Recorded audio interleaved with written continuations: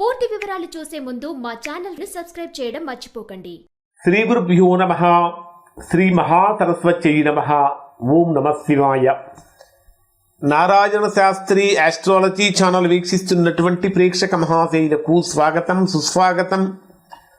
ఈరోజు మనము 2025వ సంవత్సరం డిసెంబర్ నెల 21వ తేదీ నుంచి 31వ తేదీ వరకు సింహరాశిలో జన్మించిన వారి యొక్క గ్రహస్థితులు ఏ విధంగా ఉన్నాయి, రాశి ఫలితాలు ఎలా ఉండబోతున్నాయి, అలానే రోజువారీ ఫలితాలు ఎలా ఉంటాయి, ఎలాంటి పరిహారాలు చేసుకోవాలి మొదలైన అన్ని విషయాలు తెలుసుకుందాం. అంటే ప్రస్తుతం జరుగుతున్నటువంటి గ్రహస్థితి సింహరాశి వారిని ఆకాశానికి అందలానికి ఎక్కిస్తుందా లేదా ఏదైనా ఇబ్బందికరమైనటువంటి పరిస్థితులు కల్పిస్తుందా అనేది కనుక మనం పరిశీలించినట్టయితే 2025వ సంవత్సరంలో చెప్పుకుంటున్నటువంటి చివరి 10 రోజుల యొక్క రాశి ఫలితాలు. నెక్స్ట్ కొత్త సంవత్సరంలోకి ఎంటర్ అయిపోతున్నాం, మనం న్యూ ఇయర్లోకి వస్తూ ఉన్నాం.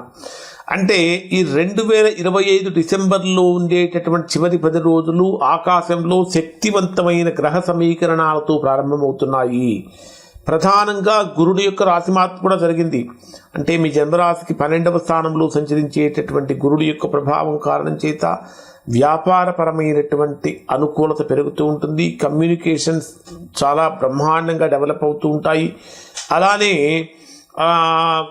అగ్రిమెంట్స్ చేసుకోవడానికి, కొత్తవి స్టార్ట్ చేయడానికి అనుకూల సమయంగా మారుతుంది. విదేశీ ప్రయత్నాలు కలిసి వస్తాయి. ఉద్యోగ ప్రయత్నాలు బ్రహ్మాండంగా కలిసి వస్తాయి. నిరుద్యోగులుగా ఉన్నటువంటి వారికి ఆశావంతమైనటువంటి కాలంగా మారుతుంది అని చెప్పాలి. ప్రతిష్ట పెరుగుతుంది. ఇంకా చెప్పాలంటే మీ జన్మరాశికి 2వ స్థానంలో మీ జన్మరాశిలోనే సంచరించేటటువంటి కేతువు యొక్క ప్రభావం కారణం చేత స్వీయ గౌరవం పెరుగుతుంది, ప్రతిష్ట పెరుగుతుంది. ఆధ్యాత్మికంగా తీవ్రమైన ప్రభావాన్ని కూడా చూపిస్తుందని చెప్పాలి. కుంభరాశిలో సంచరించేటటువంటి రాహు యొక్క ప్రభావంతో సామాజిక వాతావరణంలో ఆకస్మికమైన మార్పులు, కొత్త పరిచయాలు, అనూహ్యమైన అవకాశాలు, అభివృద్ధికి మార్గం చూపిస్తూ ఉంటాయి. ఇక వృశ్చికంలో వృశ్చికం అంటే మీ జన్మరాశికి 4వ స్థానంలో సంచరించేటటువంటి బుధుడు యొక్క ప్రభావం. సింహరాశి వారికి ద్వితీయ స్థానాధిపతి, ధనాధిపతి అయినటువంటి బుధుడు 4వ స్థానంలో సంచరించేటప్పుడు ఆర్థికపరమైనటువంటి అనుకూలత పెరుగుతుంది. మాట్లాడేటటువంటి మాట పవర్ఫుల్గా ఉంటుంది. మోస్ట్ పవర్ఫుల్ వర్డ్స్ అనేవి చెప్పాలి. ఎందుకంటే ఎంతటి వారినైనా సరే ఆకట్టుకోగలిగిన శక్తి ఉంటుంది. అలానే రహస్యాలు అన్నీ కూడా చాలా గోప్యంగా ఉంచగలుగుతూ ఉంటారు.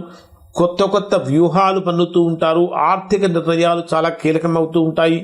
ఇక ధనుర్రాశిలో అంటే మీ రాశికి 5వ స్థానంలో సంచరించేటటువంటి రవి, కుజ, శుక్ర గ్రహాల యొక్క ప్రభావాన్ని కనుక మనం పరిశీలించినట్లయితే ఇవి 3 కూడా అగ్నితత్వ శక్తిని సృష్టిస్తాయి.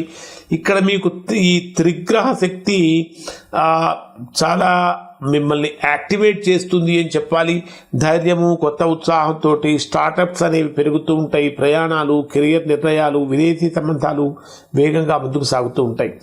ప్రధానంగా 8వ స్థానంలో సంచరించేటటువంటి శని ప్రభావంతో కూడా ఇది మీ క్రమశిక్షణను ఒక కంటితో పరీక్షిస్తూ ఉంటుంది. నిర్ణయాలు తీసుకోవడంలో ఆలస్యం జరుగుతూ ఉంటుంది. బాధ్యతలు పెరగటం, పురోగతి కోసం ఓర్పు అవసరం అనే సందేశాన్ని ఇస్తూ ఉంటుంది.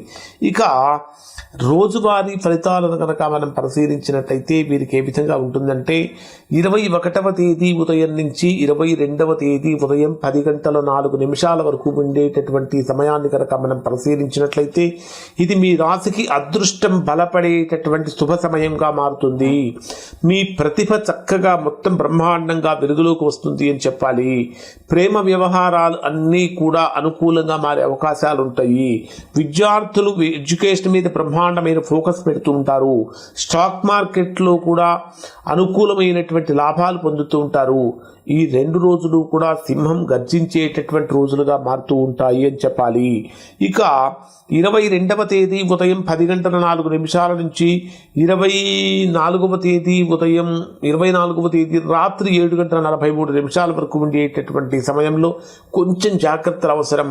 పని ఒత్తిడి పెరుగుతుంది. శత్రువుల నుండి చిన్నపాటి విఘ్నాలు కలుగుతూ ఉంటాయి. ఆరోగ్య సమస్యలు పెరుగుతూ ఉంటాయి. Acidity and health care problems ఎక్కువగా వచ్చే అవకాశాలు ఉంటాయి. అంటే హెడేక్ లాంటి సమస్యలు, హెల్త్ రిలేటెడ్ ఇష్యూస్ ఎక్కువగా వచ్చే అవకాశాలు ఉంటాయి. అలానే ఖర్చులు పెరిగిపోవటం, శత్రు సమస్యలు పెరగటం, ఉద్యోగపరంగా తీసుకుంటే ఎంతో బాగా కష్టపడుతున్నప్పటికీ గొప్ప ఫలితాన్ని పొందలేకపోవటం అనేవి జరుగుతూ ఉంటాయి.